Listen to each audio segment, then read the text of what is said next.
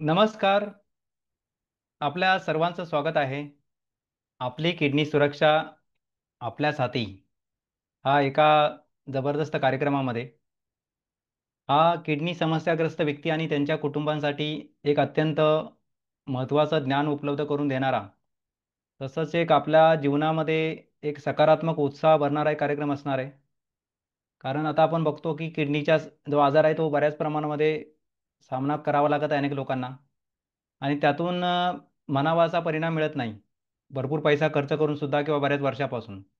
तर त्याच्यामुळं आपल्याला या आजच्या प्रोग्रामच्या माध्यमातून अत्यंत महत्त्वाच्या गोष्टी प्रत्यक्षामध्ये घडत असलेल्या उदाहरणासहित माहीत पडणार आहेत. तर प्रोग्राम पुढं जाण्यापूर्वी आपल्याला थोडक्यात माझ्याविषयी माहिती सांगतो. माझं नाव आहे कोच विजय देवदूत. तर आम्ही लोकांना ज्या सध्याच्या काळामध्ये ज्या जास्तीत जास्त समस्या आहेत, आरोग्य, नातेसंबंध किंवा मानसिक समस्या किंवा जीवनातल्या कुठल्याही समस्येच्या बाबतीमध्ये गायडन्स करत असतो.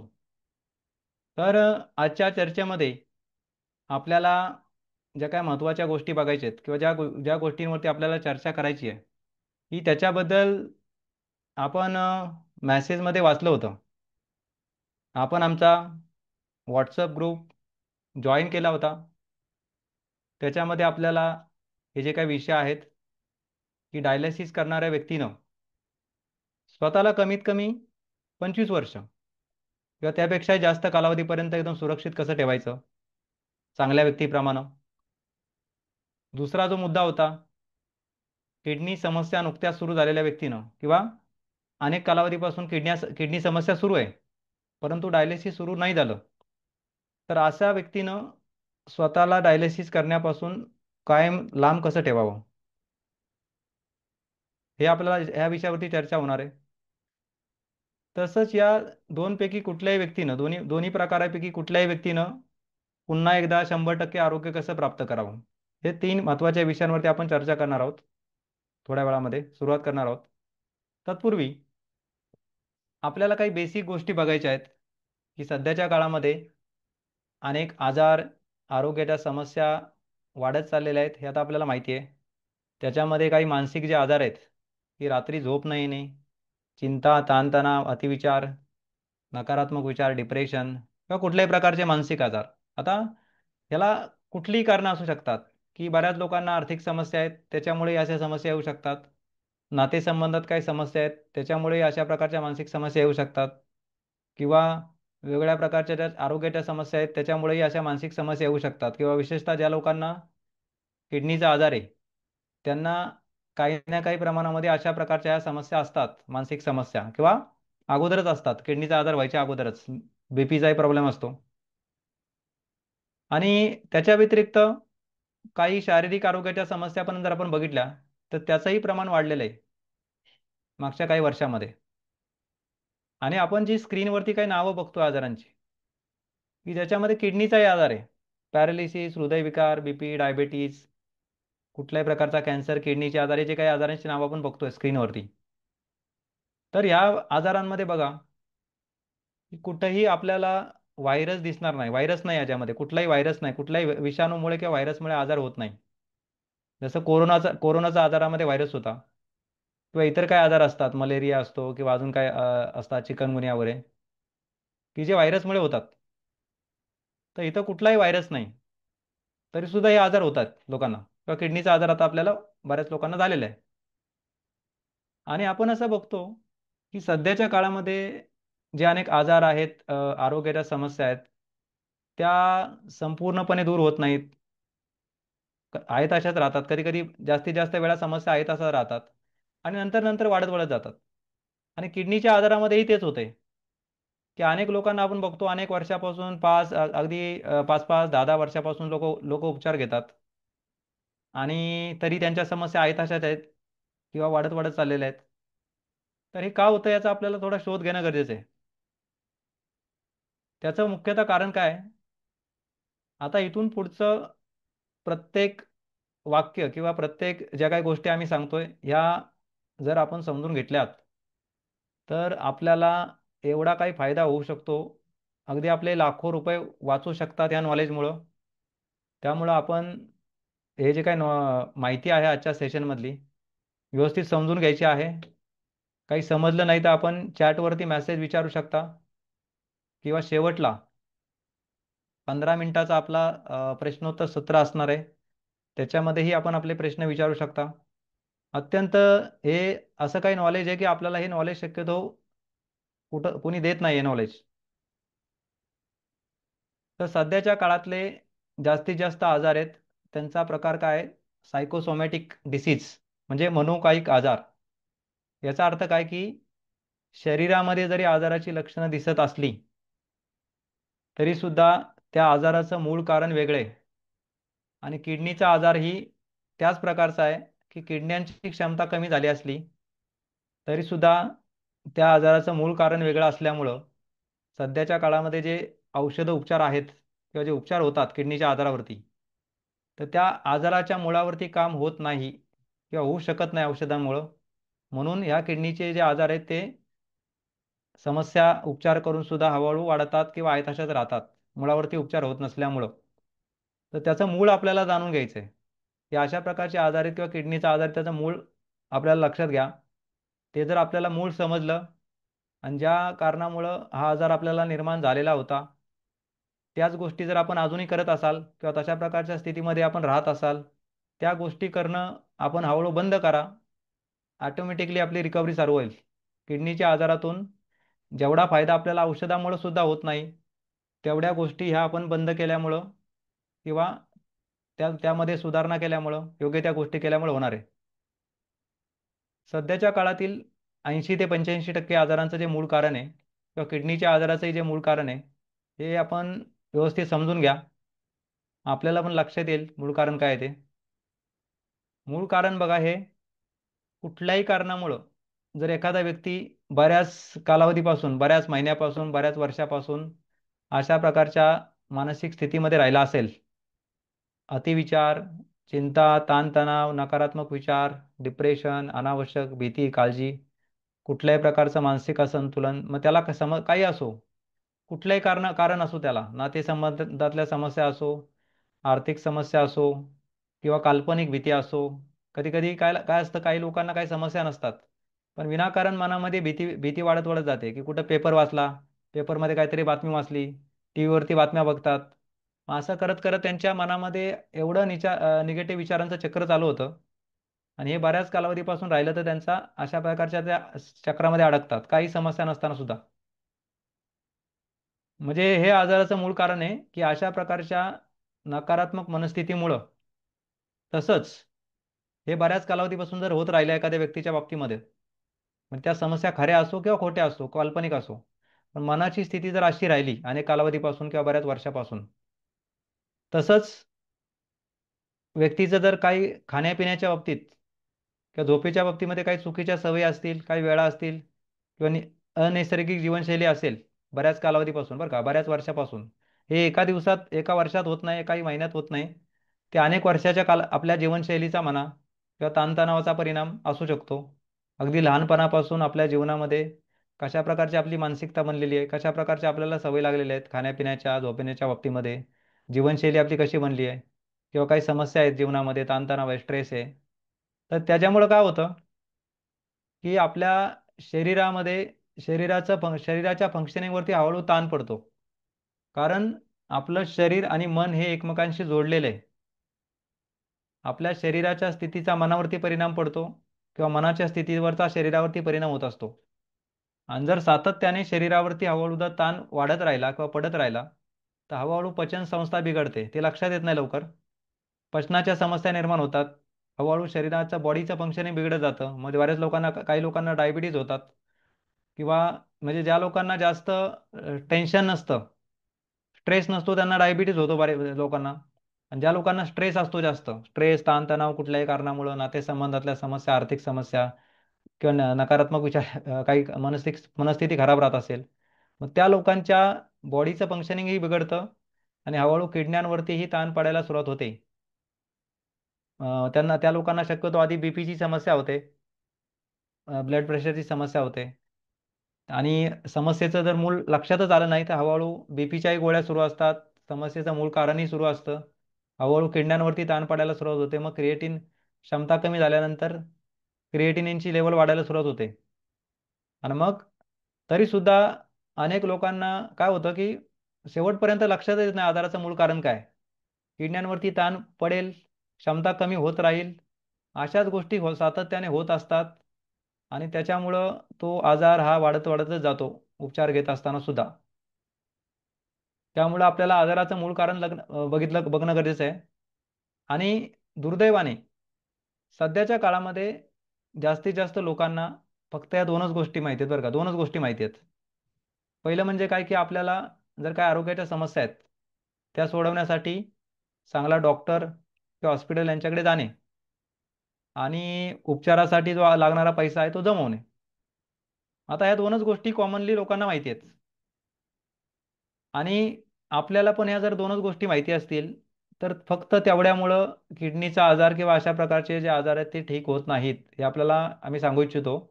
असं जर असतं की समजा एखादा आजार आहे की ज्याच्यामध्ये एखादा व्यक्ती चांगल्या डॉक्टरांकडे जातो किंवा हॉस्पिटलमध्ये जातो. डॉक्टर त्याच्या समस्येनुसार उपचार करतात, ट्रीटमेंट करतात, त्याला काय औषधं देतात. घरी गेल्यानंतर औषधं कधी घ्यायची काय नाही, जेवायच्या अगोदर काय काय कुठल्या मेडिसिन घ्यायचं, जेवल्यानंतर काय घ्यायचं सांगतात.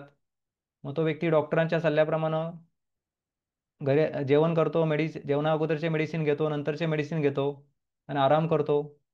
हे बाकी आजारांना अशा पद्धतीने बाकीचे आजार ठीक होऊ शकतात काही काही आजार, की विशेषतः ज्या आजारामध्ये व्हायरस असतो, व्हायरस विषाणूजन्य आजार असतात ते अशा पद्धतीने ठीक होतात. परंतु ही जी काय आपण आजारांची नावं बघितली का जो किडनीचा आजार आहे तो फक्त एवढं केल्याने ठीक होत नाही.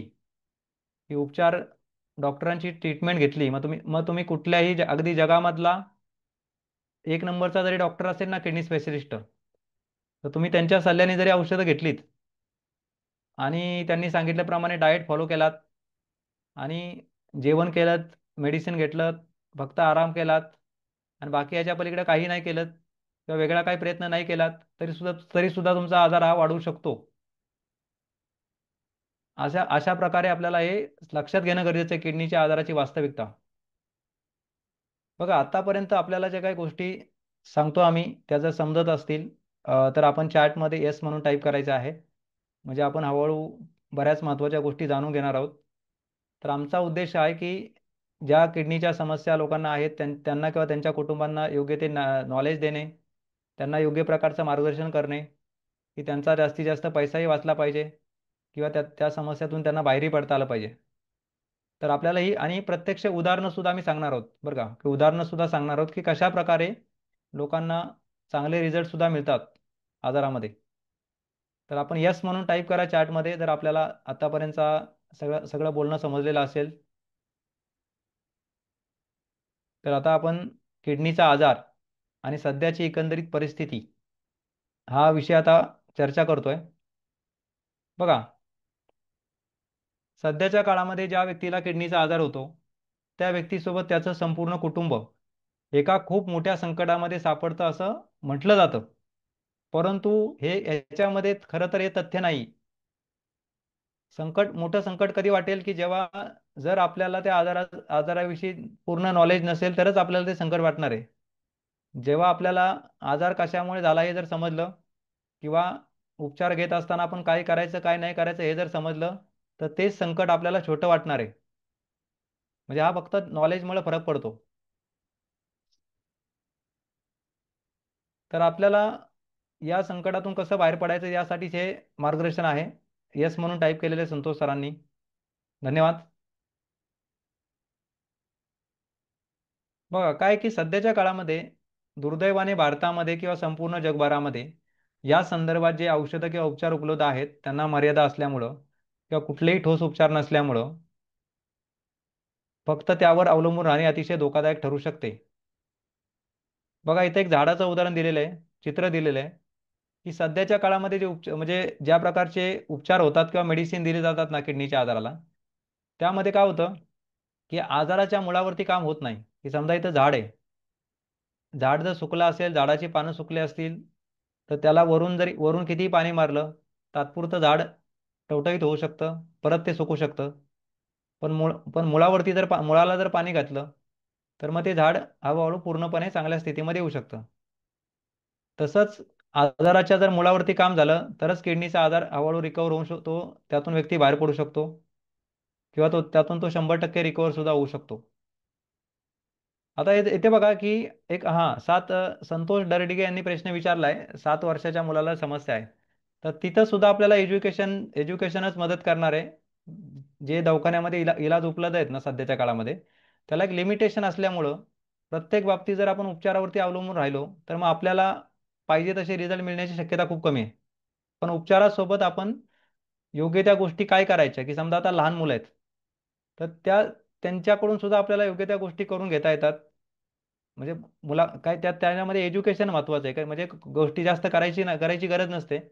एज्युकेशन म्हणजे की लहान मुलगा जरी असला तर ज्या का अशा गोष्टी आपल्याला पूर्णपणे बंद करायच्या आहेत की त्याच्या शरीरावरती ताण पडेल किंवा किडण्यांवरती ताण पडेल. आणि हळूहळू फक्त अशाच गोष्टी माहीत करून घ्यायच्यात की त्याच्यावरती बॉडीचं फंक्शनिंग नॅचरली चांगलं होऊ शकतं. तर ते तुम्ही मला फोन करा. मी आपल्याला त्या बाबतीत काय करायचं आहे सांगू शकेल. नक्की. तर बघा, जे लोक कळत नकळतपणे असं करतात बघा, की सुरुवातीपासून उपचार घेतात बरीचशी लोक, की किडनीच्या आजाराला सुरुवात झाल्यापासून अगदी आजार एकदम किरकोळ स्वरूपामध्ये असल्यापासून बरीचशी लोक उपचार घेत असतात आणि सातत्याने उपचार करत असतात. तरी सुद्धा जे लोक फक्त उपचारावरती अवलंबून राहतात ना, बाकी ते काही प्रयत्न करत नाहीत किंवा काही जाणून घेण्याचा प्रयत्न करत नाहीत किंवा वेगळा कुठलाही प्रयत्न करत नाहीत, तर त्या लोकांच्या समस्या अशा प्रकारे वाढतात बघा, की एकतर त्या लोकांना किडनीच्या आजाराचं प्रॉपर ज्ञान मिळत नाही. त्यामुळे त्यांच्या मनामध्ये सारखी खूप भीती राहते. त्याच्यामुळं की हळूहळू जे लोक फक्त उपचारावरती अवलंबून राहतात, त्यांच्या समस्या अशा प्रकारे वाढतात.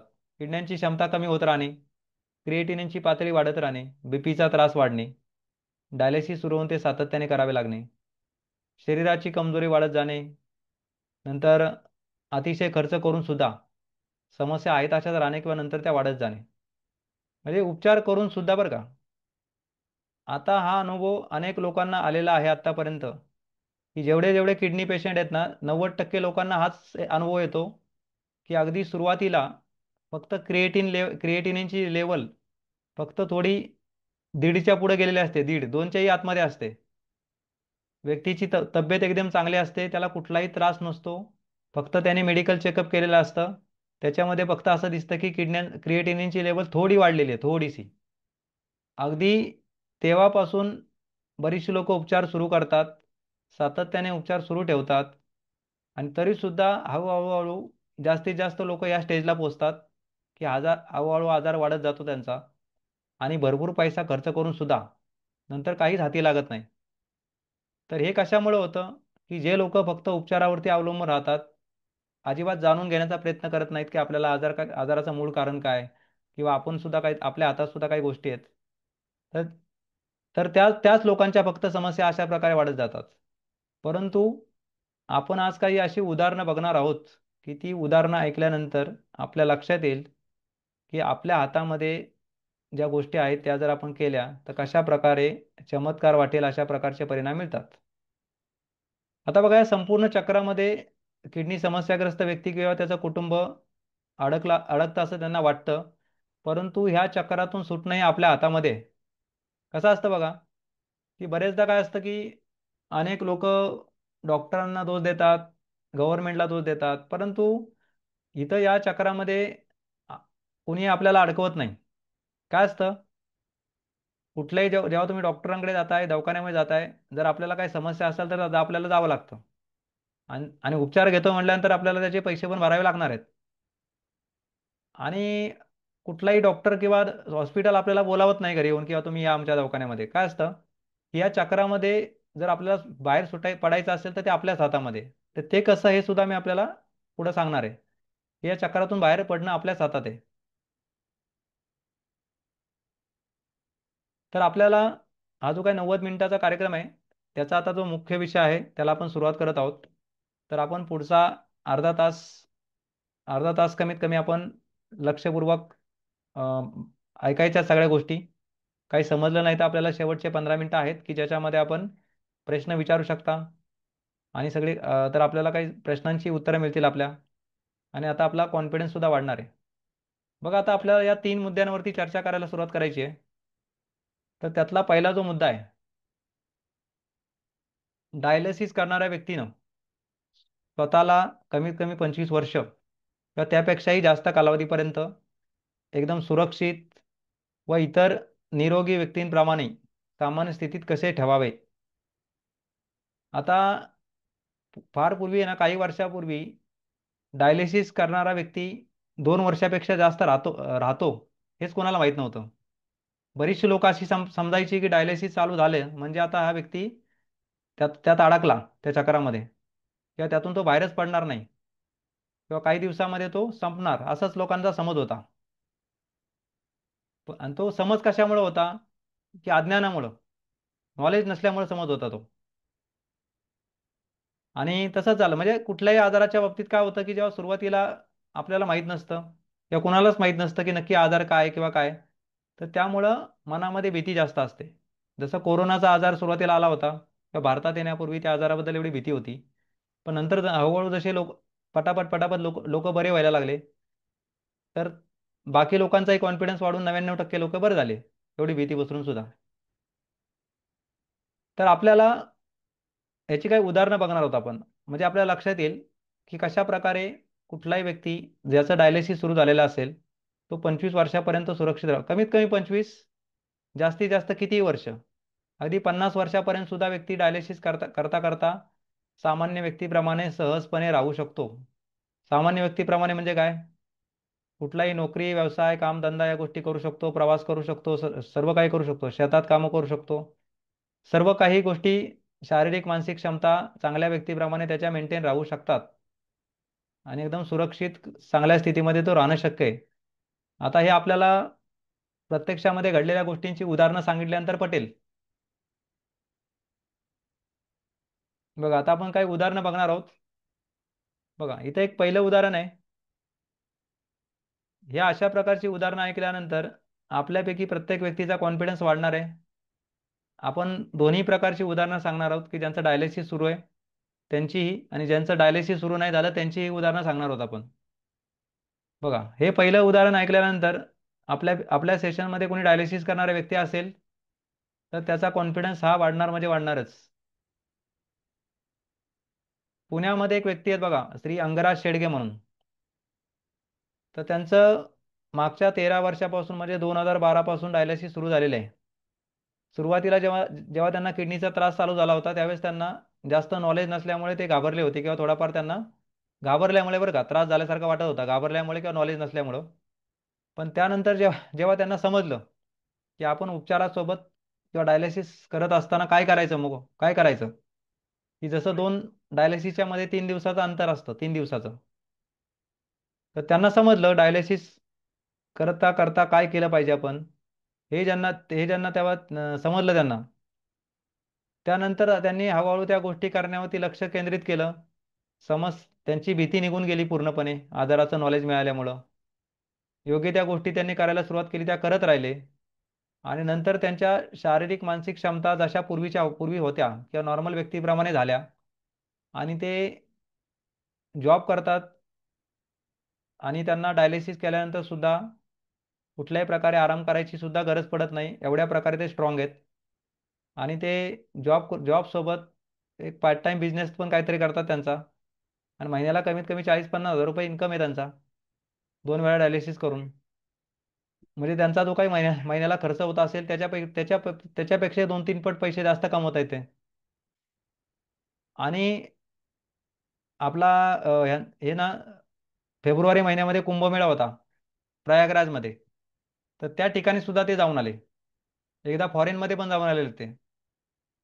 म्हणजे अशा प्रकारे हा व्यक्ती जर डायलिसिस सुरू असताना सुद्धा किंवा किडण्यांची क्षमता कमी झालेली असताना सुद्धा इतर नॉर्मल व्यक्तींप्रमाणे सर्व काही करू शकत असेल, तर याचा अर्थ काय आहे, की त्यांना काय करायचं आणि काय नाही करायचं हे त्यांना माहीत झालेलं आहे. आणि त्यांना जे काही माहिती आहे, काय करायचं आणि काय नाही करायचं, यासाठी कुठलाही खर्च नाही, कुठलंही औषध घ्यावं लागत नाही एक्स्ट्रा, कुठलंही टॉनिक घ्यावं लागत नाही. तर अशा प्रकारे आपल्यापैकी ज्या लोकांचं डायलिसिस सुरू असेल आणि ज्यांनी आता आजचा सेशन जॉईन केलेला असेल त्यांच्यापैकी असं कोणाला वाटतं की आपल्याला अशा स्थितीमध्ये राहता आलं पाहिजे? ज्यांना वाटत असेल की आपल्याला अशा स्थितीमध्ये कायमस्वरूपी राहता आलं पाहिजे कितीही वर्ष, 25 वर्ष, 30 वर्ष, 50 वर्ष, तर त्यांनी चॅटमध्ये मी म्हणून टाईप करा, या मी म्हणून टाईप करा.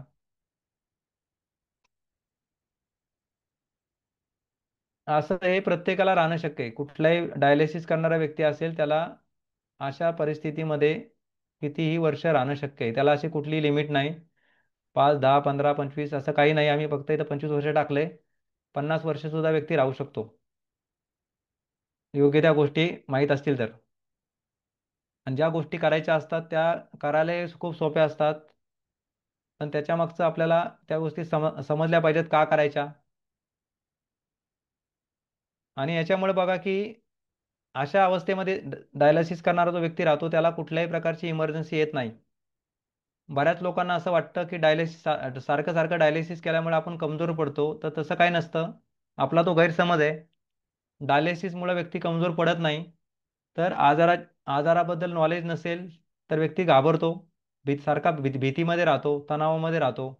त्या भीतीमुळे त्याला झोप लागत नाही व्यवस्थित आणि त्याला जेवण व्यवस्थित जात नाही, पचन होत नाही खाल्लेल्या अन्नाचं.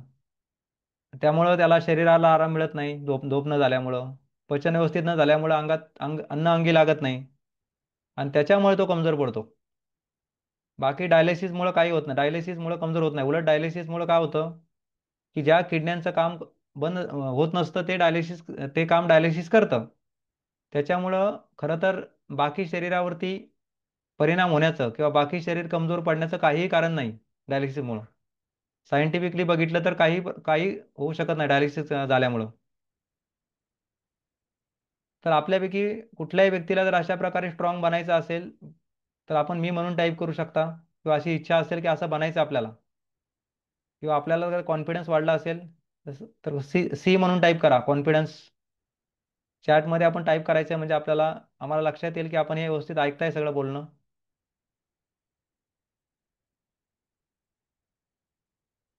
आता दुसरं उदाहरण आपण बघणार आहोत बघा, की अशा प्रकारची 2-3 उदाहरणं आपण बघणार आहोत डायलिसिस करणाऱ्या लोकांची. म्हणजे आपल्याला ज्या लोकांचं डायलिसिस सुरू आहे त्यांची भीती ही आता पूर्णपणे गायब होणार आहे हळूहळू. डायलिसिस चालू झालं म्हणजे फक्त किडन्यांची क्षमता कमी झालेली आहे. बाकी तुमच्या शरीरावरती काही परिणाम होण्याची गरज नाही खरं तर. काहीच परिणाम होण्याची गरज नाही. आणि किडन्यांचं काम जर डायलिसिस करते म्हटल्यानंतर बाकीच्या बॉडी फंक्शनिंगवरती परिणाम होण्याची काही गरज नाही, किंवा त्याच्या क्षमता कमी होण्याचीही गरज नाही. क्षमता आहे तशा टिकून राहू शकतात, किंवा जर कमी झालेल्या असतील तर आपल्याला योग्य ते नॉलेज मिळाल्यानंतर त्या बरोबर हळूहळू वाढवता येतात. भीती निघून जाते तेव्हा बरोबर जेवण पण चांगलं जातं, झोपही चांगली लागते. व्यक्ती जेवढा बिंदास होतो तेवढा त्याला शारीरिक मानसिक क्षमता या वाढतात बरोबर. तर आपण बघा चार्टमध्ये ॲक्टिव्ह राहा, येस म्हणून टाईप करू शकता, मी म्हणून टाईप करा जर आपल्याला अशा प्रकारे कुणाला बनायचं असेल. बघा 18 वर्षापासून डायलिसिस सुरू आहे यांचं. नाशिकमध्ये एक लेडीज आहेत, चैताली पिंपरवार. 18 वर्षापासून डायलिसिस करतात, 2007 पासून. तरीसुद्धा त्यांची तब्येत एकदम चांगल्या स्थितीमध्ये आहे, चांगल्या शारीरिक मानसिक स्थितीमध्ये राहिलेल्या त्या. म्हणजे आपल्याला हळूहळू काय करायचं की डायलिसिस करणाऱ्या व्यक्तींनी सुद्धा आपण सुरक्षित राहू शकतो हा विश्वास मनामध्ये निर्माण करायचा आहे. त्या गोष्टी हळूहळू माहीत करून घ्यायच्यात आणि त्या करायला सुरुवात करायची आहे. जास्तीत जास्त गोष्टी आहेत त्या बिनखर्चाच्या आहेत. आणि ह्या गोष्टी आपल्याला उपचारासोबत करायच्या असतात. कुठे आपल्याला उपचार सोडायची गरज नसते त्यासाठी. आणि जो किडनीचा आजार आहे त्याच्यामध्ये जेवढा वेळ मिळतो तेवढा वेळ कुठल्याही आजारामध्ये मिळत नाही. की समजा एखाद्या व्यक्तीचं डायलिसिस सुरू आहे 2दा आठवड्यातून, तर एकदा डायलिसिस करून आल्यानंतर त्याला पुढचे कमीत कमी 3 दिवसांचा जो वेळ आहे त्याच्यामध्ये समस्येचे विचार करण्यापेक्षा किंवा नकारात्मक विचार करण्यापेक्षा ज्या गोष्टी करणं आवश्यक असतं त्या हळूहळू जर व्यक्ती करत राहिला सकारात्मक राहून, तर अशा प्रकारचे परिणाम कुठल्याही व्यक्तीला मिळवता येतात. आता बघा एक तिसरं उदाहरण आहे, जे आम्ही आपल्याला म्हटलं होतं की 25 वर्षापर्यंत व्यक्ती राहू शकतो. तर प्रत्यक्षामधलं उदाहरण आहे, यवतमाळमध्ये एक व्यक्ती आहेत बघा, यवतमाळमध्ये श्री रवी रवी केराम म्हणून एक व्यक्ती आहे यवतमाळमध्ये. तर त्यांचं मागच्या 25 वर्षापासून वर्ष 2000 या सालापासून डायलिसिस सुरू आहे आठवड्यातून दोनदा. आता हा आजार किडनीचा खरं तर खूप जुना आहे, कारण पूर्वी पूर्वी जास्त लोकांना नसायचा, त्यामुळे काय माहीत कोणाला जास्त माहीत व्हायचं नाही.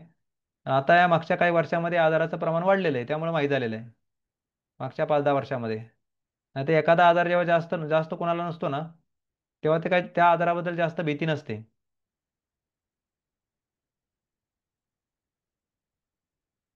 तर यांचं आठवड्यातून दोनदा डायलिसिस सुरू आहे आणि तब्येत एकदम चांगल्या प्रकारे नॉर्मल स्थितीमध्ये आहे. नॉर्मल व्यक्तीप्रमाणे त्यांचं सगळं काही जीवनशैली आहे किंवा शारीरिक मानसिक क्षमता नॉर्मल व्यक्तीप्रमाणे टिकून आहेत.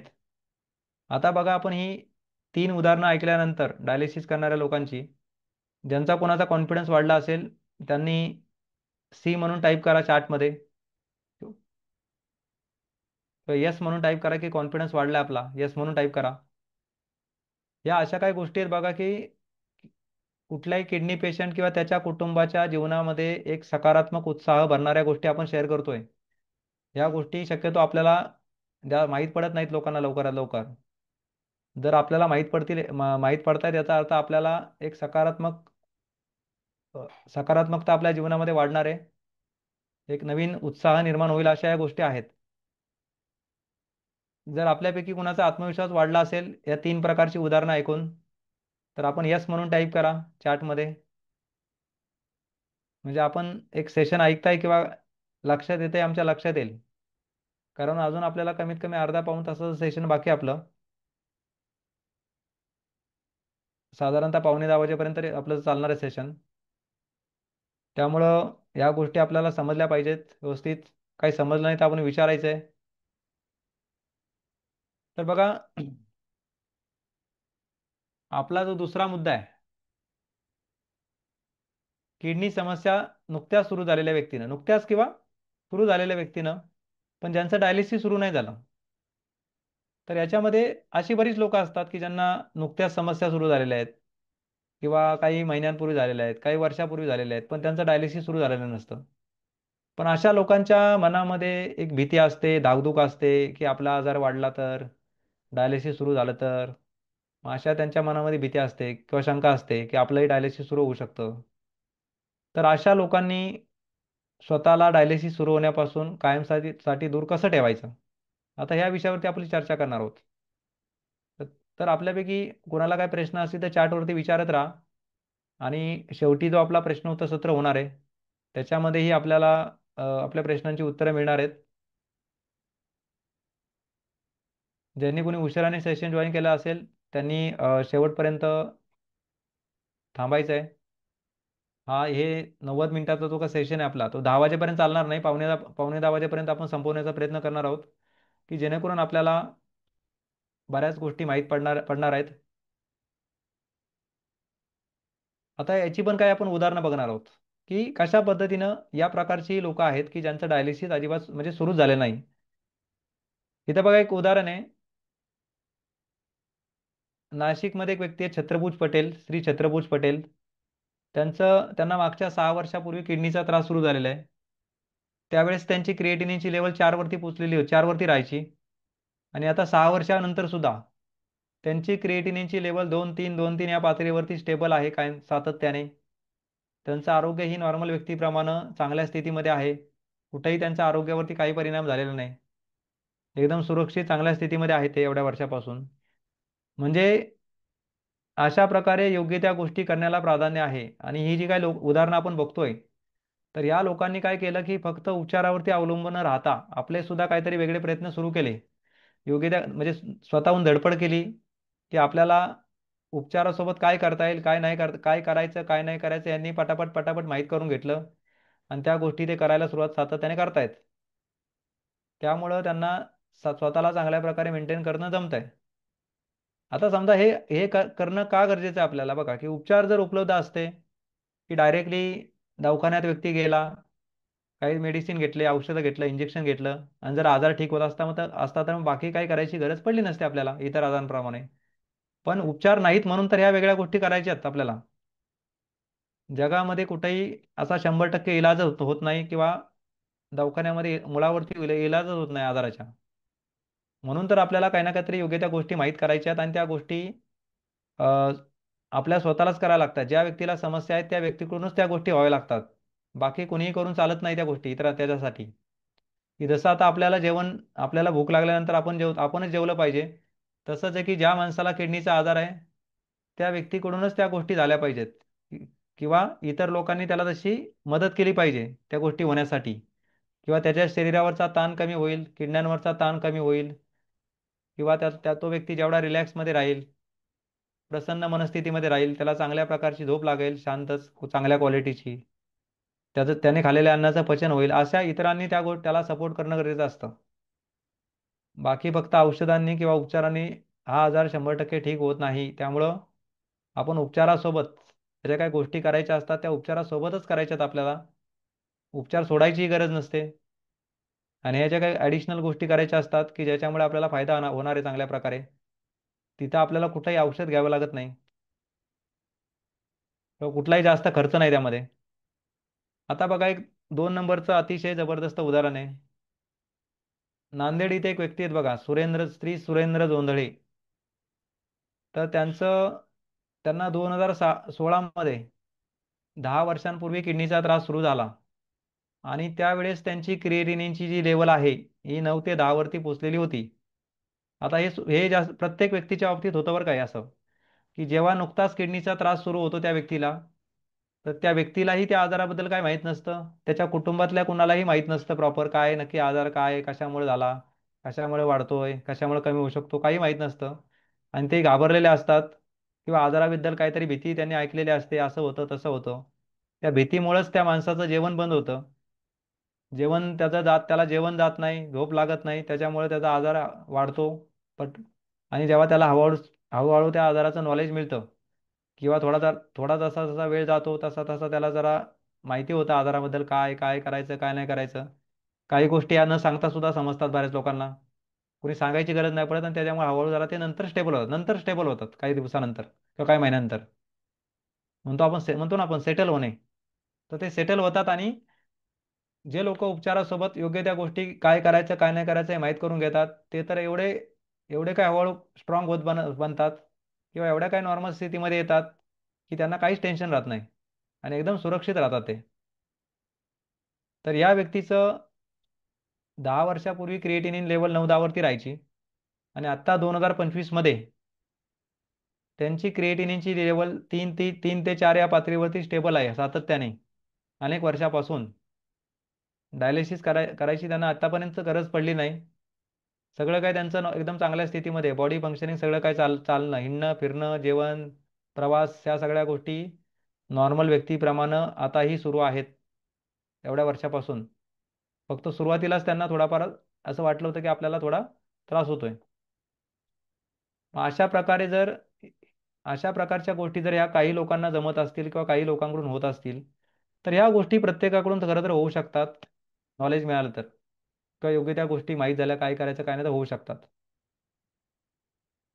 आता बघा आपल्याला तिसऱ्या गोष्टीवरती चर्चा करायची आहे की ह्या दोनपैकी कुठल्याही प्रकारच्या व्यक्तीनं पुन्हा एकदा 100% आरोग्य परत प्राप्त कसं करावं. आता बऱ्याच लोकांना असा प्रश्न पडतो की जर एखादा आजार आहे किंवा किडनीचा आजार आहे की त्याच्यावरती किंवा अशा अनेक आजार असतात की ज्याच्यावरती हॉस्पिटलमध्ये 100% इलाज होत नाही. मग बऱ्याच लोकांना असा प्रश्न पडतो की जर कुठेही इलाज नसेल, कुठेही उपचारच होत नसतील 100%, तर आजार हा 100% ठीक कसा होणार. तर पहिल्यांदा आपण हे जाणून घेऊया की आजार किंवा एखादी समस्या दवाखान्यामध्ये 100% इलाज नसताना सुद्धा ठीक होऊ शकतात किंवा नाही.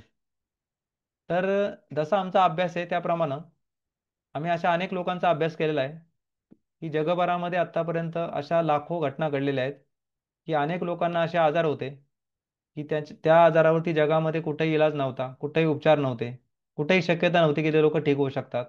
तरीसुद्धा त्या लोकांनी उपचारासोबत योग्य त्या गोष्टी करत राहिले आणि ते लोक नंतर ठीक झाले 100%.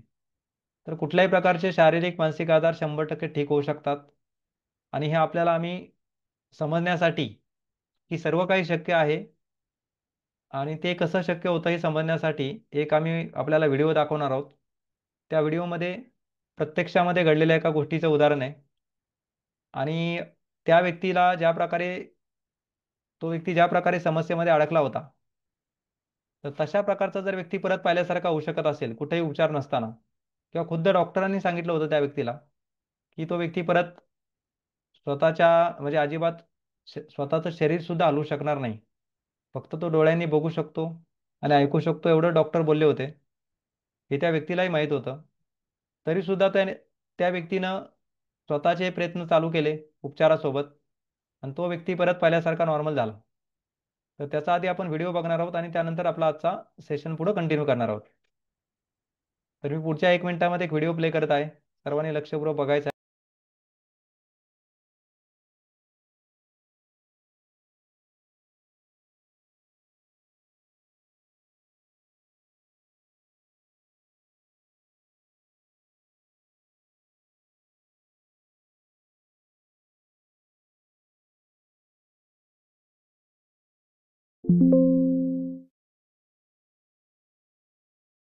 फ्रेंड्स, अगर किसी इंसान के बारे में ये कहा जाए कि वो अचानक जमीन में गिरने से पहले टॉप ऑफ द वर्ल्ड था, तो आपको लगेगा कि ये एक मेटाफोर है, यानी ये कोई अतिशयोक्ति है। परंतु एक व्यक्ति के बारे में ये बिल्कुल सही बात थी। फ्रेंड्स, हमारा सबकॉन्शियस माइंड इतना पावरफुल होता है कि अगर हम इसमें जो चीज बैठा लेते हैं वो सभी काम हमारे जीवन में सफल हो सकते हैं, हम सक्सेसफुल हो सकते हैं। ये हमारे फाइनेंस में काम करता है, हमारा सबकॉन्शियस माइंड हमारे कैरियर में काम करता है, हमारे रिलेशनशिप्स में काम करता है, हमारे अचीवमेंट्स में काम करता है, और ये हमारे हेल्थ में काम करता है। तो आइए मैं आपको आज एक ऐसे इंसान की स्टोरी बताने जा रहा हूं जिसने अपने सबकॉन्शियस माइंड के पावर के दम पे ना एक प्लेन दुर्घटना में बुरी रूप से घायल हो जाने के बाद अपने आप को सही करा, वरना फिर से दुगने उत्साह के साथ उसने काम किया और अपने आप को सफल बनाया।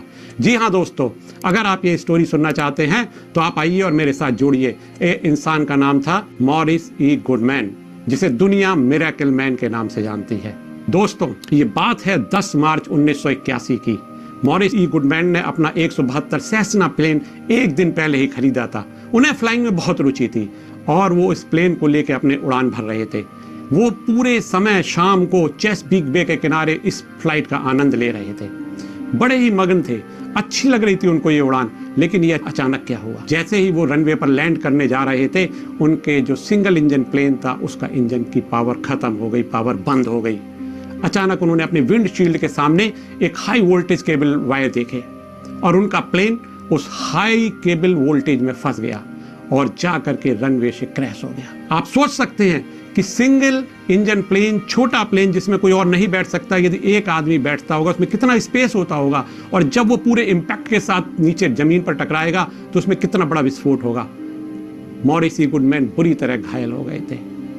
20 मिनट बाद वो पास के एक नेस्ट वेडॉक हॉस्पिटल में इमरजेंसी में एडमिट कराया गया। जब वहां डॉक्टरों ने उनको चेक किया तो पाया उनकी गर्दन टूट चुकी थी, उनकी स्पाइनल कॉर्ड, जबड़े, लैरिंग्स सारे के सारे बुरी तरीके से नष्ट हो चुके थे।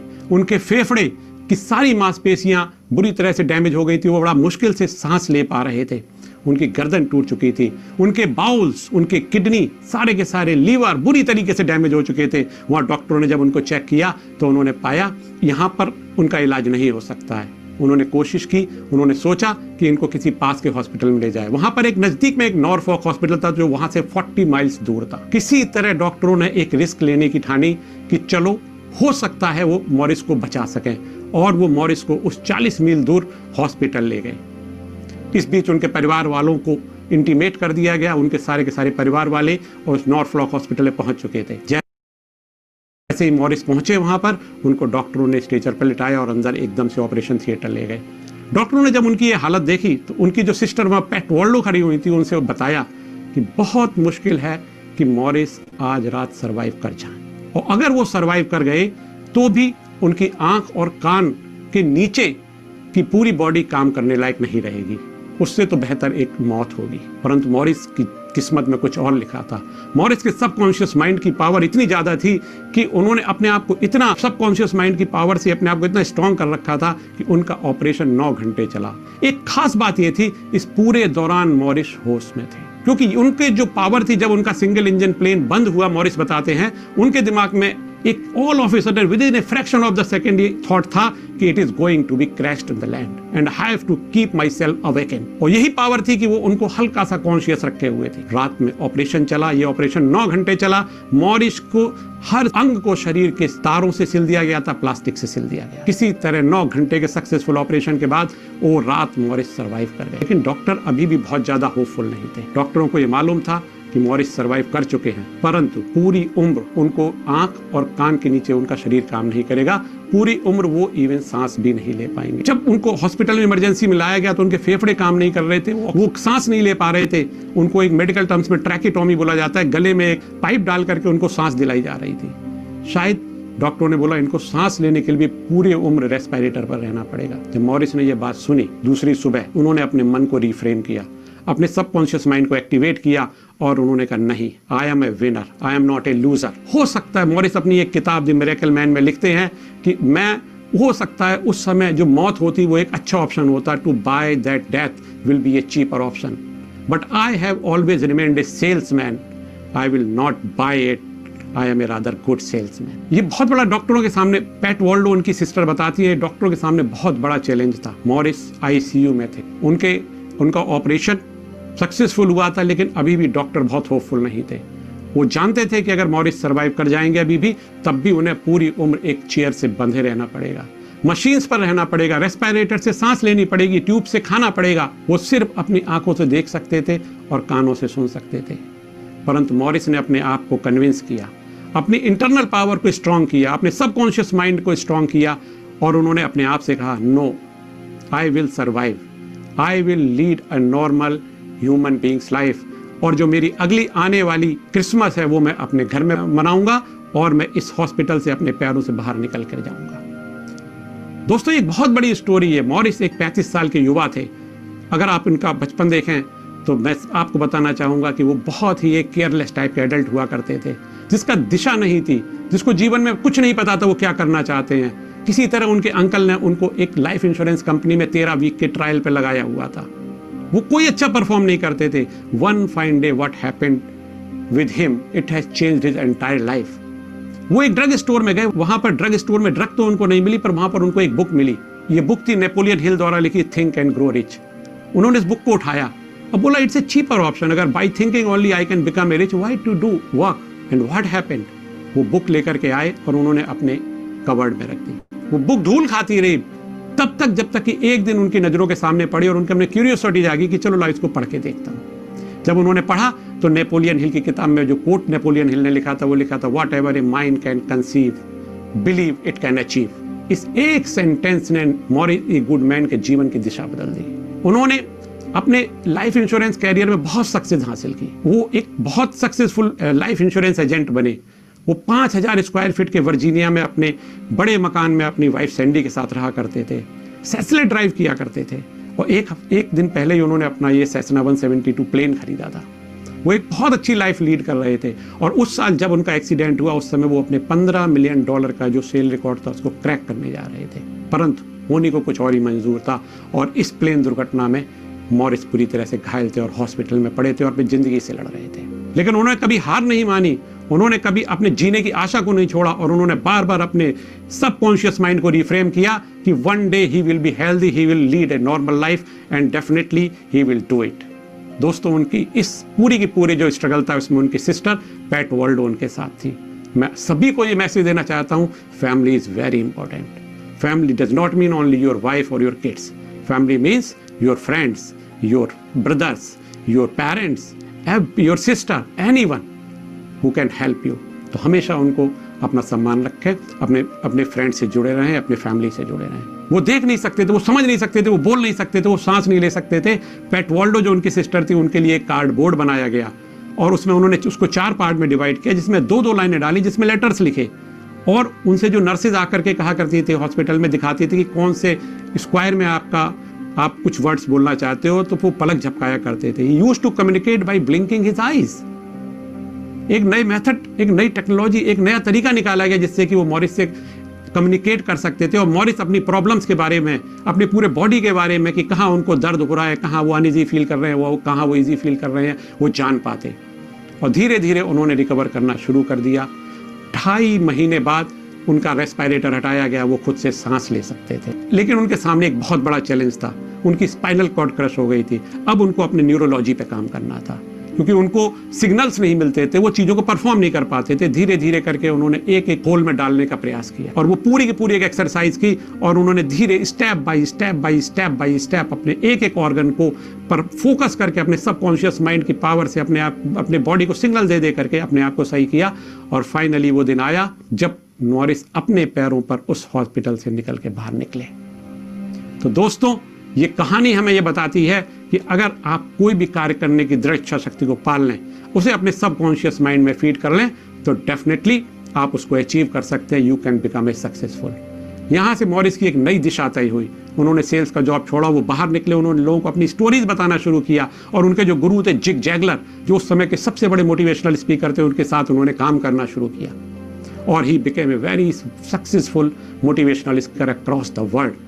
फॉर्च्यून 500 से ज़्यादा कंपनीज में वो अपने नरेशंस देते हैं, वो अपने चीज़ों को बताते हैं, लोगों को समझाते हैं कि कैसे अगर आप माइंड को कंट्रोल कर सकते हो, then you can rule the world, you can be successful. ये स्टोरी अगर आप लोगों को पसंद आई हो तो मेरे YouTube channel transforming people's life को सब्सक्राइब करना ना भूलें। मैं आपके लिए ऐसी ही एक मोटिवेशनल स्टोरीज और ऐसी अलग अलग स्टोरीज आपके सामने लाता रहूँगा। Thank you.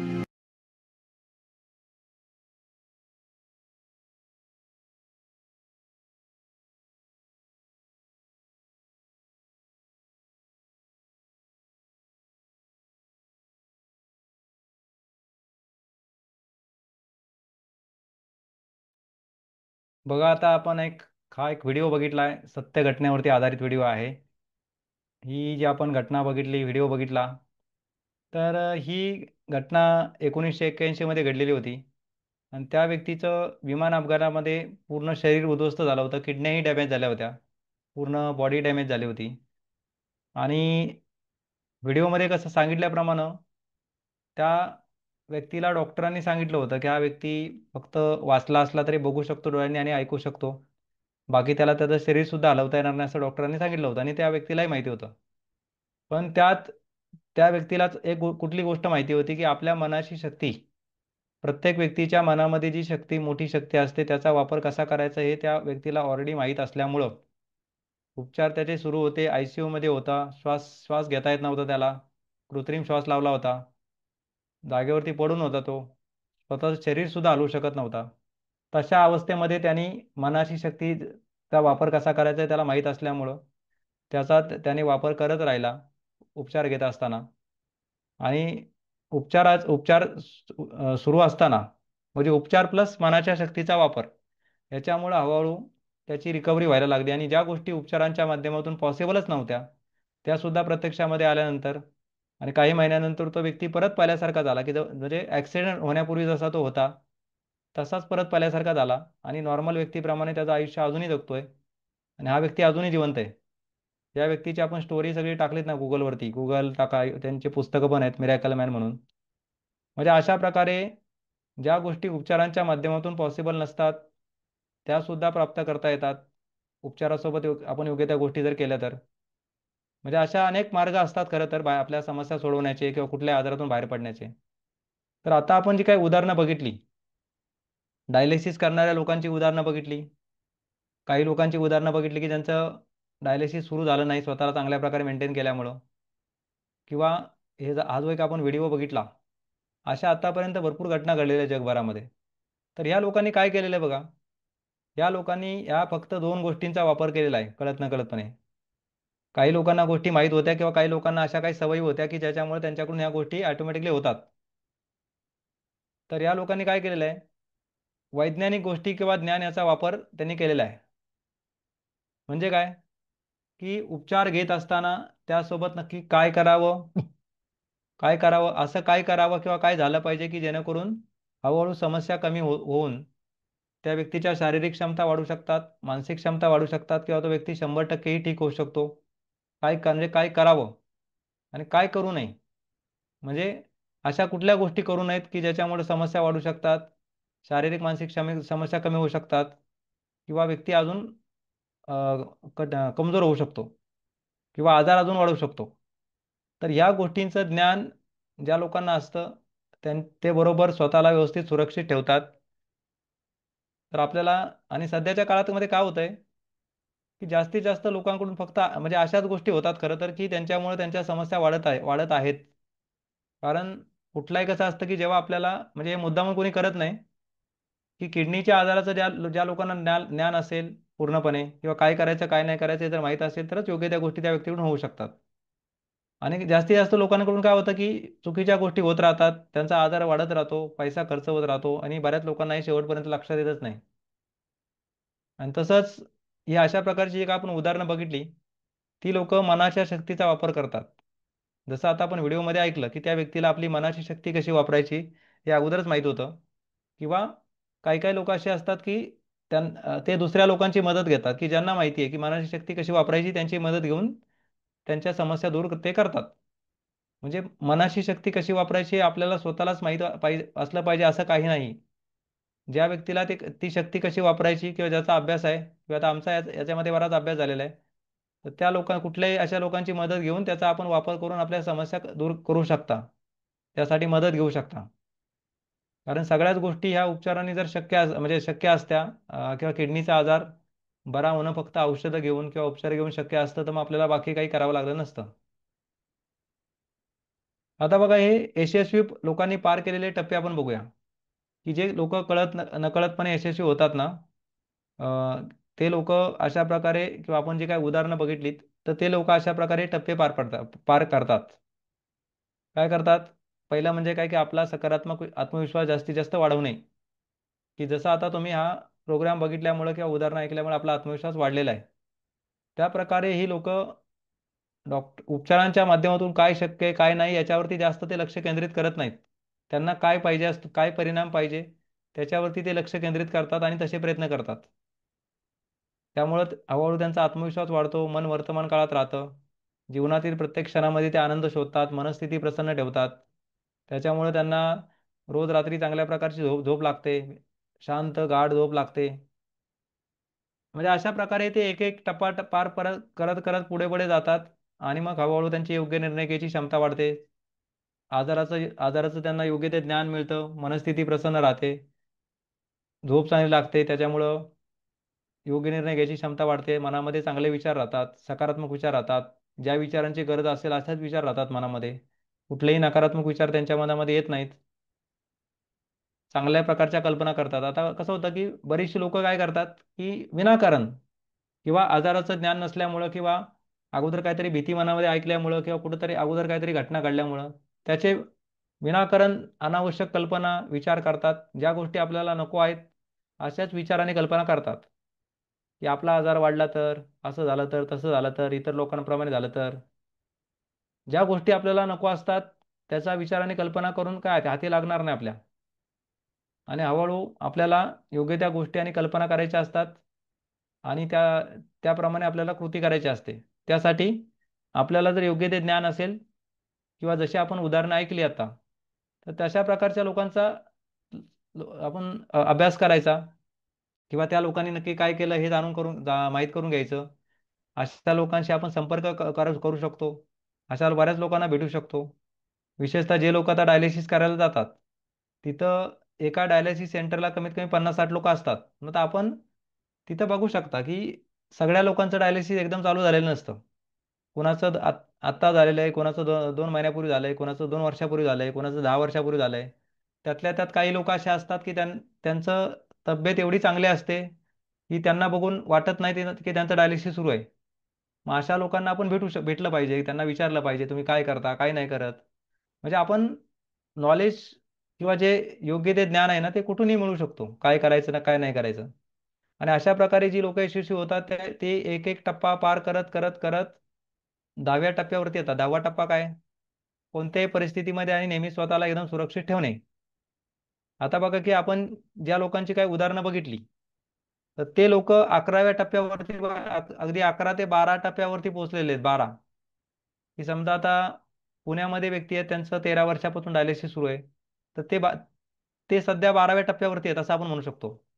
100% चांगले व एकदम उत्तम मानसिक आरोग्य प्राप्त करणे. म्हणजे ते ऑलरेडी सुरक्षित आहेत.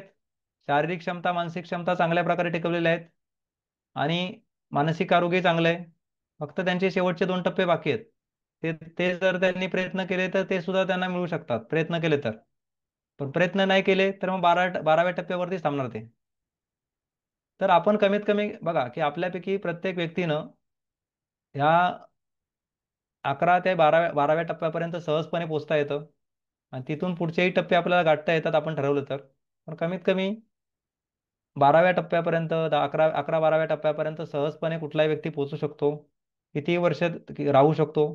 किंवा आपल्या कधी कधी काय असतं की आपल्या घरामध्ये इतर काही लोकांना समस्या असते, त्यांनाही आपण त्या टप्प्यांपर्यंत पोहोचवण्यासाठी मदत करू शकतो. किंवा जी लहान मुलं असतात की आता बऱ्याच कधी कधी काय होतं की लहान मुलांना जन्मताच काही समस्या असते की एखाद्या व्यक्तीला किडनीचा एखादी दोनपैकी एखादी किडनी काम करत नसते, फंक्शनिंग मध्ये नसते, अशी समस्या काही मुलांना होते आता लहानपणी जन्मताच. तर त्या समस्येवरतीही तोडगा काढता येतो, हळूहळू त्यातूनही बाहेर पडता येतं म्हणजे. आणि ह्या सगळ्या गोष्टी उपचारांच्या माध्यमातून पॉसिबल होत नाहीत बरं का, की त्यासाठी उपचारासोबत आपल्याला एक अंदाज घेणं गरजेचं आहे की उपचार कशा प्रकारचे उपचार आहेत, उपचाराने काय होऊ शकतं, काय नाही होऊ शकत. तर त्याचा अंदाज घेऊन मग आपल्याला वेगळे प्रयत्न करायचे असतात. किंवा आपण जे म्हणतो ना आपल्या मनाची शक्ती, तर मनाची शक्ती ही लहान मुलांसाठी चांगल्या प्रकारे वापरू शकतो आपण लहान मुलांसाठी.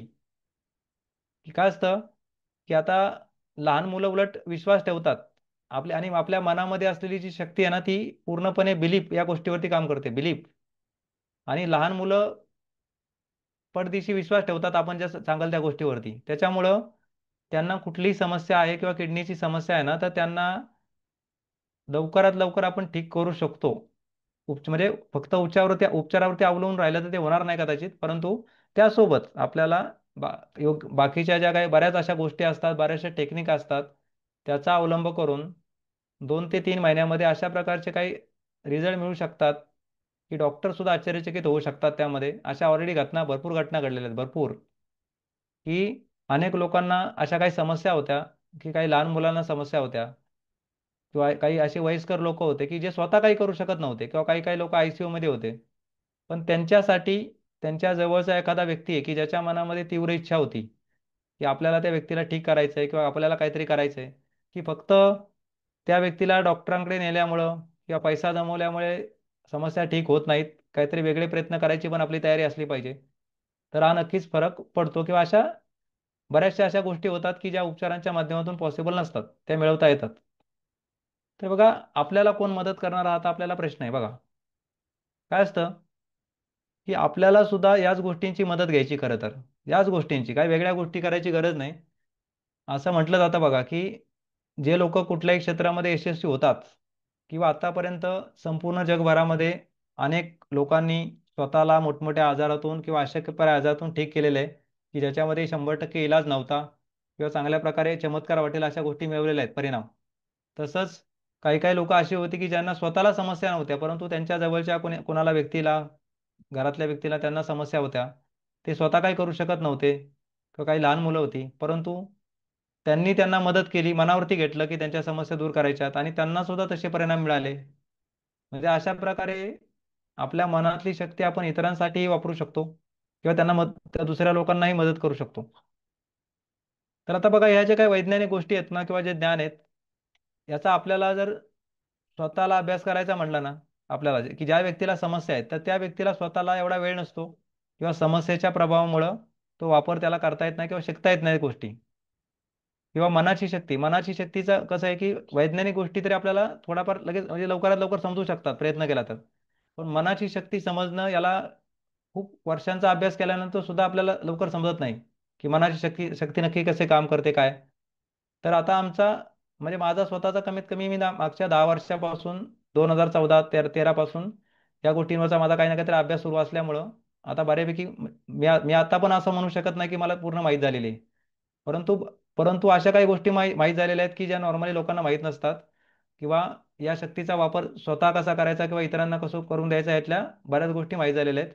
तर त्याच्या बेसवरती आम्ही लोकांना मार्गदर्शन करत असतो, आणि आम्हाला सुद्धा काही आश्चर्यकारक असे परिणाम मिळालेले आहेत त्या बाबतीमध्ये, किंवा इतर लोकांना सुद्धा आश्चर्यकारक परिणाम मिळालेले आहेत. तर आम्ही काय केलेलं आहे की या वैज्ञानिक गोष्टी किंवा जे ज्ञान आहे ना, हे किती तुम्ही तोंडी सांगू शकतो. तोंडी जरी आम्ही एखाद्याला सांगितलं की समजा एखाद्या व्यक्तीनं पुढच्या 2 महिन्यामध्ये 3 महिन्यामध्ये काय करायचं, किंवा मनाची शक्ती कशी वापरायची. आता ही मनाची शक्ती तर काय समजणारच नाही लगेच कशी वापरायची, प्रॉपर ट्रेनिंग घेतल्याशिवाय. परंतु काही वैज्ञानिक गोष्टी किंवा ज्ञान जरी दिलं ना एखाद्या व्यक्तीला, की तुम्ही ह्या गोष्टी पुढचे 3 महिने करा, किंवा एवढ्या गोष्टी तुम्ही करा, या बाकीच्या गोष्टी आहेत त्या अजिबात करू नका किंवा अजिबात झाल्या नाही पाहिजेत, तरी सुद्धा त्या गोष्टी त्या योग्य त्या गोष्टी त्या व्यक्तीकडून होत नाही. त्याचं कारण म्हणजे काय, की जो व्यक्ती समस्येमध्ये अडकलेला असतो, त्या व्यक्तीच्या बाजूबाजूचं वातावरण म्हणा, किंवा त्याला त्या समस्येच्या प्रभावामुळे म्हणा, किंवा वेगवेगळ्या प्रकारच्या सवयीमुळे म्हणा, किंवा सराउंडिंगमुळे म्हणा, ज्या माहीत असलेल्या गोष्टी असतात त्या सुद्धा व्यवस्थितपणे एकाग्रतेने म्हणा किंवा चांगल्या मनस्थितीमध्ये करायला जमत नाही. त्यासाठी सातत्याने एक मेंटॉरिंगची गरज असते, मेंटॉरिंग.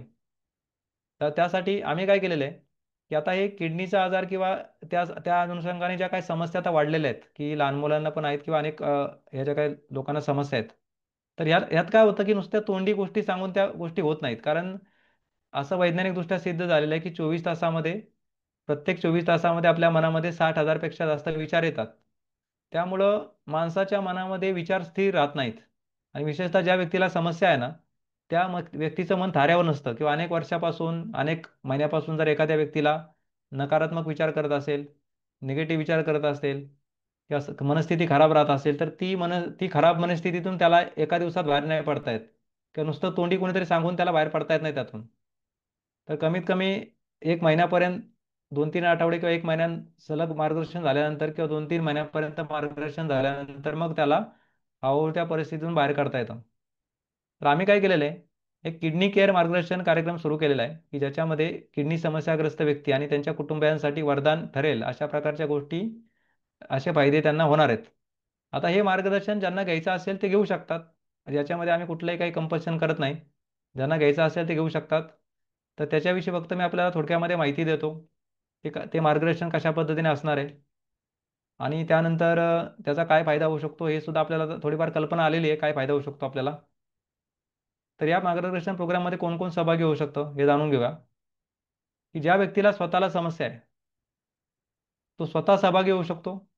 पण जर काही कारणामुळं, की समजा एखादं लहान मुलं असतील, किंवा काही वयस्कर लोक असतील, की ज्यांना मार्गदर्शन करणं शक्य नाही, किंवा ऑनलाईन असल्यामुळे आपल्याला त्यांना काही समजणं जर शक्यच नसेल, किंवा ते स्वतः काही बघू शकत नसतील किंवा समजू शकत नसतील, तरी सुद्धा त्यांना आपल्याला मदत करणं शक्य आहे. तर त्यासाठी त्या लहान मुलं असतील किंवा एखादा व्यक्ती असेल, त्यांच्या जवळचा असा कुठला तरी एक एक कमीत कमी एक तरी व्यक्ती पाहिजे, की ज्याच्या मनामध्ये तीव्र इच्छा आहे, की जरी उपचार नसले 100% कुठंच, किंवा दवाखान्यामध्ये उपचार नसले, तरी सुद्धा आपल्याला त्या व्यक्तीला त्या समस्येतून पूर्णपणे बाहेर काढायचं आहे, आणि एक चांगलं हेल्दी लाईफ त्याला जगता आलं पाहिजे. यासाठी आपल्याला परिणाम मिळवून द्यायचे आहेत. ही तीव्र इच्छा असलेला एक एक जरी व्यक्ती असेल, तर त्या व्यक्तीला आम्ही मदत करू शकतो किंवा गायडन्स करू शकतो. आणि ज्या व्यक्तीला समस्या आहे किंवा लहान मुलांना समस्या आहे, त्यांना त्यातून निश्चितपणे बाहेर पडणं शक्य आहे. आता या कार्यक्रमाचा मुख्य उद्देश काय आहे, की सर्वांना एक चांगल्या प्रकारचं यथायोग्य यथाशक्ती मार्गदर्शन करणं किंवा प्रत्यक्ष मदत करणं. तर या मार्गदर्शनाच्या माध्यमातून आपल्याला कशा प्रकारे फायदे होऊ शकतात समस्याग्रस्त व्यक्तीला, हे आपण थोडक्यात जाणून घेऊया. पहिलं म्हणजे काय, की तो व्यक्ती संपूर्ण उपचारादरम्यान स्वतःला शारीरिक आणि मानसिकदृष्ट्या नेहमीच एकदम सुरक्षित, तंदुरुस्त, कार्यक्षम आणि उत्साही ठेवू शकतो. कितीही वर्ष बरं का. डायलिसिस करणारा व्यक्ती असेल, तो कितीही वर्ष राहू शकतो. 40-50 वर्षही चांगल्या प्रकारे राहू शकतो. म्हणजे हे पूर्णपणे विज्ञानावरती आधारित गोष्टी आम्ही सांगणार आहे, किंवा आमचं जे गायडन्स आहे तिथं आम्ही कुठेही औषध देत नाही, औषध सांगत पण नाही, किंवा सध्याची त्या व्यक्तीची औषधं सुरू असतील त्याच्यामध्येही कुठल्याही प्रकारे आम्ही बदल करायला सांगत नाही. काही तर अशा वैज्ञानिक गोष्टी असतात, किंवा मनाच्या शक्तीचाही त्याच्यामध्ये भाग असतो. त्या मनाची शक्तीचाही वापर त्या व्यक्तीकडून शिकवतो आम्ही त्याला आवश्यकतेनुसार. तर त्या गोष्टी ज्या आवश्यक त्या गोष्टी असतात त्यांच्याकडून करून घेतो. तर अशा पद्धतीने तो व्यक्ती सुरक्षित होऊ शकतो कायमसाठी. किंवा लहान मुलं असतील तर त्यांना त्यांना आपण कशा पद्धतीनं हँडल करायच्या त्यांच्या समस्या, किंवा त्यांच्याकडून योग्य त्या गोष्टी उलट लहान मुलांकडून करून घेणं सोपं आहे मोठ्या व्यक्तीपेक्षा खरं तर. जी लहान मुलं असतात ना, की समजा अगदी 5 वर्षाच्या पुढची मुलं आहेत, किंवा लहान मुलं कमीत कमी 12-13 वर्षापर्यंत असे असतात, की सगळं ऐकतात ला मोठ्या माणसांचं. त्यांच्याकडून उलट ह्या गोष्टी करून घेणं एकदम सोपं आहे.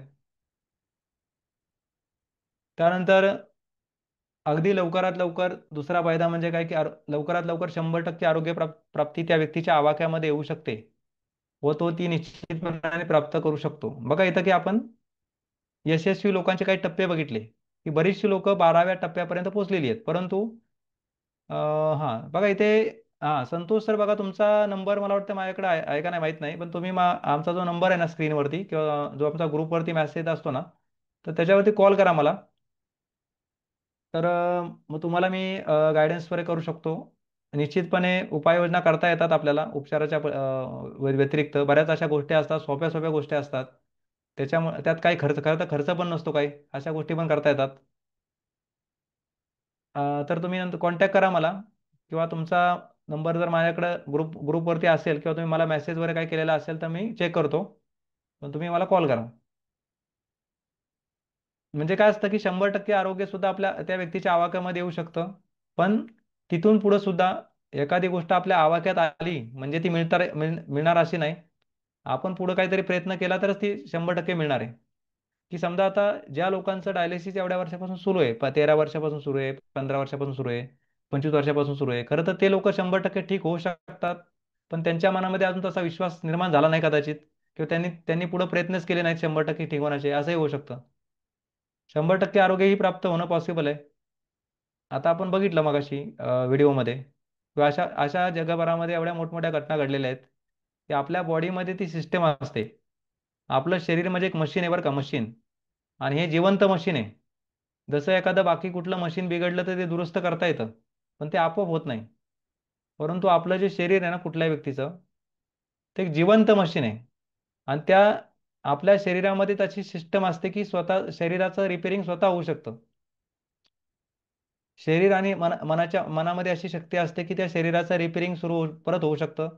100% शरीर चांगलं होऊ शकतं. एखादा ऑर्गन खराब झालेला आहे किंवा काम करत नाही, तो परत चालू होऊ शकतो. पण त्यासाठी योग्य एन्व्हायरमेंट, योग्य ते एन्व्हायरमेंट आपल्याला त्याला सपोर्ट करायला लागतो.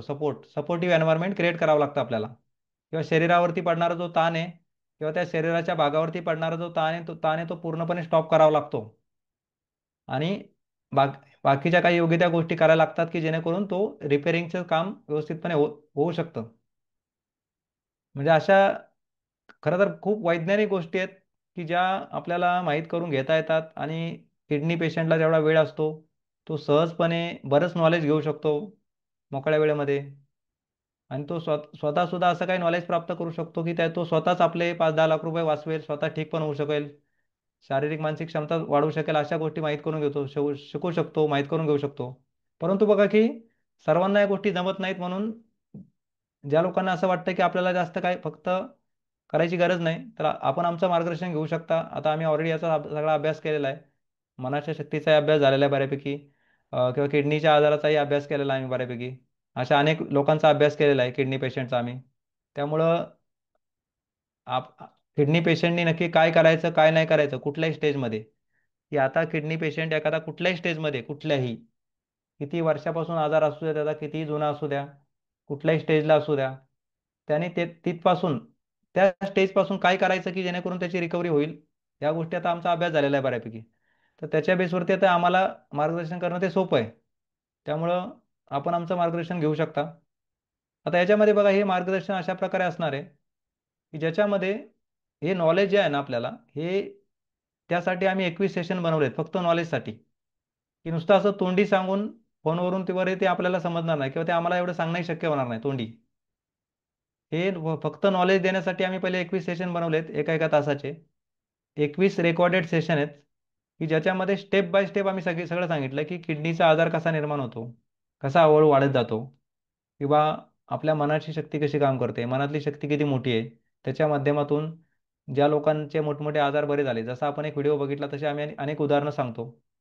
त्यानंतर किडनीचा आजार किंवा इतर कुठल्याही प्रकारचे आजार असतात, त्यातून हळूहळू बाहेर पडण्यासाठी किंवा रिकव्हरीसाठी किंवा 100% आरोग्य प्राप्त करण्यासाठी आपण नक्की कोणत्या गोष्टी करायच्या, याचा पूर्णपणे ॲक्शन प्लॅन दिला जातो आपल्याला.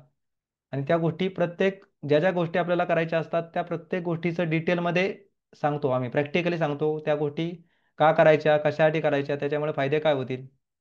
आणि त्या गोष्टी सगळ्या काय आपल्याला समजून सांगितल्या जातात. आणि 21 सेशनमध्ये एवढा काय व्यक्तीचा कॉन्फिडन्स वाढतो की 50% व्यक्ती आपोआप बरा होतो नुसतं 21 सेशन बघितल्यामुळं. बरेचशा लोकांचा असा अनुभव आहे की 21 सेशन बघण्यापूर्वी जरा ते निगेटिव्ह असतात, काय होणार आहे, ऐकून काय होणार आहे, असं काय होणार आहे, तसं काय होणार आहे. आणि जेव्हा त्यांचे 21 सेशन प्रोग्राम बघायला सुरुवात करतात, 21 सेशन बघितल्यानंतर त्यांच्यामध्ये असा काही कॉन्फिडन्स येतो की आमच्याकडे एक व्यक्ती होती की ज्यांचं डायलिसिस 3 वेळा चालायचं आठवड्यातून, मार्च महिन्यामध्ये तर त्यांचं डायलिसिस एका महिन्याच्या आतमध्ये काही न करता त्यांनी 2 वरती आलं. आणि बऱ्याच त्यांच्या शारीरिक क्षमता वाढल्या, मानसिक क्षमता वाढल्या. किंवा इतर काही लोक होते की ज्यांच्यात कमजोर पडले होते, डायलिसिस करताना त्यांना त्रास व्हायचा, ते लोक हळूहळू स्ट्रॉंग झाले, भीती निघून गेली त्यांची, बिंदास झाले डायलिसिस करत असताना सुद्धा. म्हणजे अशा प्रकारे बेनिफिट होतात बरं का, नॉलेजमुळं किंवा हे योग्य त्या गोष्टी केल्यामुळं. आणि त्याच्यामध्ये सोबत आम्ही प्रश्नोत्तर सत्र ठेवणार आहे की आठवड्यातून फक्त 2 वेळा लाईव्ह सेशन असणार आहे. बाकीचं रेकॉर्डिंग असणार आहे ते तुम्ही आपल्या वेळेनुसार बघू शकता. आणि प्रत्येक व्यक्तीला आम्ही पर्सनली गायडन्स करणार आहोत. म्हणजे काय की प्रत्येक व्यक्तीशी पर्सनली फोनवरून बोललं जाणार आहे, फोनवरून, की नुसतं नॉलेज तर आपल्याला मिळणार आहे, परंतु त्या नॉलेजप्रमाणे आपल्याकडून कृती होण्यासाठी, त्यात सातत्य राहण्यासाठी आणि आपल्याला पाहिजे ते परिणाम मिळण्यासाठी आमचं मेंटोरिंग आपल्याला सातत्याने उपलब्ध असणार आहे. आणि आपण सातत्याने आमच्या कॉन्टॅक्टमध्ये राहूनच ह्या गोष्टी हळूहळू करायच्यात. सगळ्या गोष्टी करायला एवढ्या काही सोप्या आहेत की आपल्याला गोष्टी सोप्या असतात, पण त्या सातत्याने कमीत कमी 1-2 महिन्यापर्यंत, 2-3 महिन्यापर्यंत झाल्या तरच आपल्याला हळूहळू त्याचे परिणाम दिसतात. म्हणजे कमीत कमी 2-3 आठवडे, 2 ते 3 आठवडे गोष्टी झाल्यानंतरच परिणाम दिसायला सुरुवात होते. त्यामुळं आपल्याला हे गायडन्स घेऊ शकता. तर कमीत कमी 3 महिन्यापर्यंत जे आमचं हे मार्गदर्शन उपलब्ध असणार आहे ना आपल्याला, तर त्याच्यामध्ये कसं आहे की त्याची जी काही फी असणार आहे, की जसं आपण मेसेजमध्ये वाचलं असेल की सध्या जी जी काही फी असणार आहे त्याच्यामध्ये आपल्याला आता 40% सवलत आहे बरं का. 40% सवलत ही कसं आहे की आता फक्त या महिन्यामध्येच आहे. आणि ती सुद्धा आपल्याला जेवढी काही 3 महिन्याची फी आहे ती सुद्धा एकदम भरायची गरज नाही. तीही आपण 3 टप्प्यामध्ये भरू शकता. 3 टप्प्यामध्ये 40% सवलत आणि 3 टप्प्यामध्ये आपल्याला भरता येणार आहे. तर ती जी काही फी आहे ती फी असणार आहे खरं तर 3 महिन्यांची 9,000 रुपये. 3 महिन्यांची 9,000 फी आहे की जी मूळ फी 15,000 रुपये आहे, 5,000 महिन्याप्रमाणे. परंतु आता टोटल 9,000पैकी आपल्याला पुढच्या 3 महिन्यापर्यंत फक्त 40% सवलतीमध्ये, म्हणजे काय की फक्त 3,000 रुपये प्रति महिना याप्रमाणे आपल्याला ही फी भरायची आहे. म्हणजे आपल्याला मार्गदर्शन सुरू करता येतं, आपल्यालाही त्याचा अंदाज येतो आणि आपल्याला फायदा तर होणारच आहे.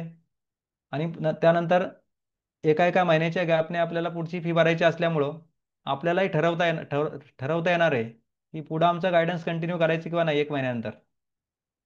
म्हणजे अशा प्रकारे आम्ही अशा पद्धतीने केलेलं आहे. पूर्वी काय करायचो आम्ही की एकदमच आम्ही घ्यायचो 5,000 फी पहिल्यांदाच एकदमच.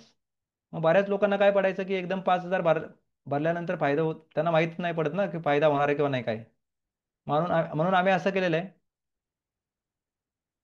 की 3,000 भरून तुम्ही गायडन्स चालू करायचं आहे.